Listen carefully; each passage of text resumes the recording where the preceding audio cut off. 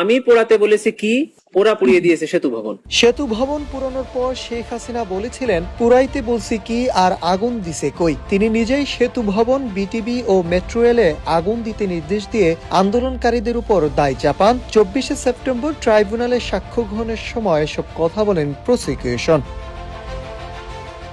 আন্তর্জাতিক ট্রাইব্যুনালে জুলাই গণঅভ্যুত্থানের মানবতা বিরোধী অপরাধের মামলায় শেখ হাসিনা, আসাদুজ্জামান খান কামাল সহ 3 জনের বিরুদ্ধে সাক্ষ্য দেন মামলার 51তম সাক্ষী স্পেশাল ইনভেস্টিগেটিং অফিসার বিচারপতি গোলাম মুর্তুজা মজুমদারের নেতৃত্বাধীন আন্তর্জাতিক অপরাধ ট্রাইব্যুনাল 1 থেকে এই সাক্ষ্য গ্রহণ সরাসরি সম্প্রচার করা হয়।